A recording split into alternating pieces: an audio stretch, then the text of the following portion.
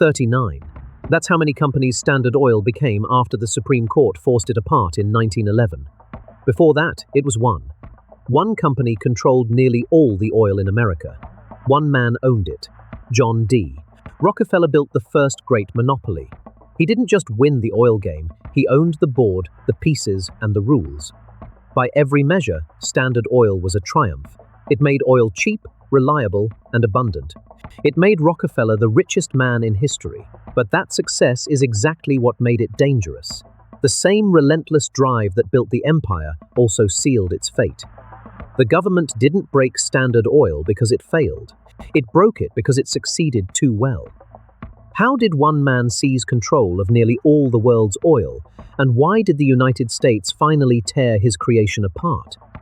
The answer isn't what you expect. It starts not in a boardroom, but in a small Ohio refinery in 1870. And it ends with a legal trick in 1882 that hid Rockefeller's power so perfectly it took decades to unravel. In 1859, a retired railroad conductor named Edwin Drake drilled into a creek bed in Titusville, Pennsylvania, and struck oil. The ground bled black. Within months, thousands of men descended on the region, wildcatters, speculators, dreamers. They threw up wooden derricks so fast, the forests looked like forests of rigs. Oil gushed from the earth, but there was no order, no rules, just chaos. Prices collapsed. A barrel of oil that sold for a fortune in 1860 was worth pennies by 1862. The boom turned to bust overnight. Refineries sprang up like weeds, but most were leaky, dangerous, and inefficient. They burned crude in open pits, wasting more than they kept. The entire industry was a mess, fragmented, frantic, and bleeding money. Into this frenzy walked a quiet man from Cleveland. He was a bookkeeper. He had never drilled a well, never touched crude, but he saw something no one else did. The chaos itself was the opportunity. While others fought over oil, he would fight over the refining. While others dug, he would consolidate. In 1870, he would form Standard Oil, but first, he had to learn the game. But how did a single bookkeeper from Cleveland turn this chaos into a machine no one could stop?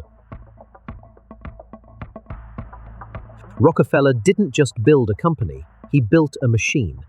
In 1870, he founded Standard Oil in Cleveland, one refinery. But he saw what others missed: control the refineries, and you control the entire chain. So he started buying. Not slowly, relentlessly. He'd approach a rival with an offer they couldn't refuse: cash, stock, or ruin. Most chose cash. Within a few years, he owned nearly every refinery in Cleveland. But owning them openly was a problem. The public hated monopolies. Politicians watched. So Rockefeller needed a way to own everything while appearing to own nothing. The answer came in 1882. He created the Standard Oil Trust, a legal trick that let him hand over his stock to a board of trustees, men he controlled. In return, he got trust certificates. The refineries kept their names. Their local owners stayed in place. But the real power, it all flowed to one man. The trust was invisible. No single company looked too big, yet Rockefeller now controlled nearly 90% of the nation's oil refining. He had built the first great monopoly without anyone seeing it happen. The real secret wasn't just buying, it was the legal trick that let him hide his power.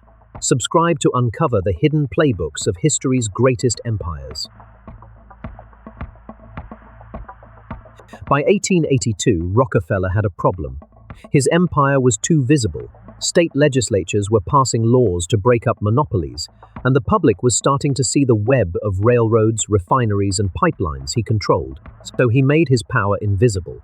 He created the Standard Oil Trust, a legal trick that hid ownership behind a single board of trustees. 9 men, sitting in a New York office, held the stock of dozens of companies. But on paper, each company remained independent. Separate names, separate boards, separate books.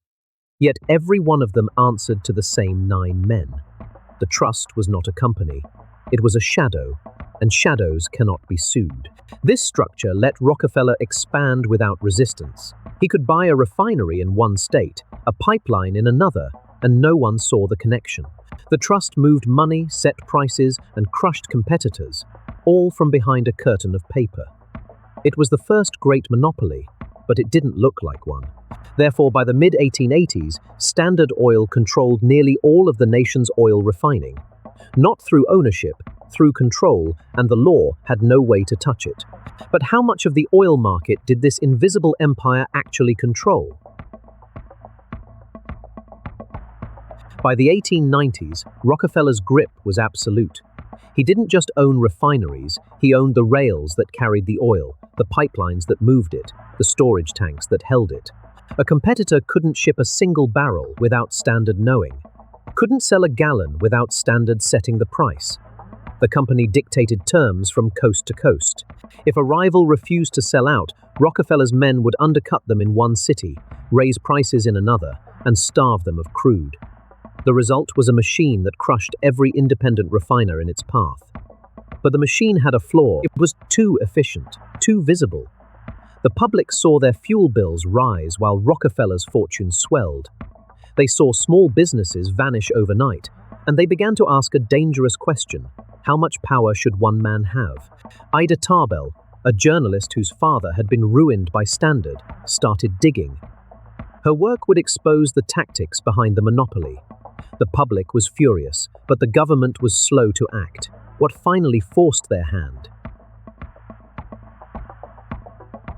Ida Tarbell's investigative reporting exposed Standard Oil's ruthless tactics, sparking a landmark antitrust case. To understand how Standard Oil became history's first great monopoly, you have to look past the surface. The same pattern shows up again and again, and its effects compound the longer it runs.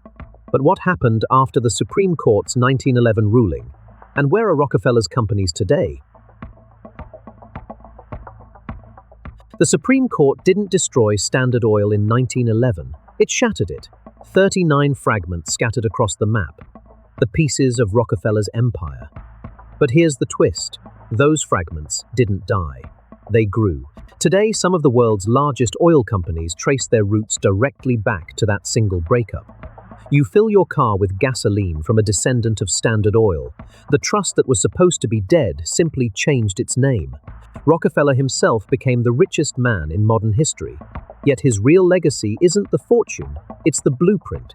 He proved that one company could control an entire industry from well to pipeline to pump. And he proved that the government could stop it, but only after decades of damage. So look around.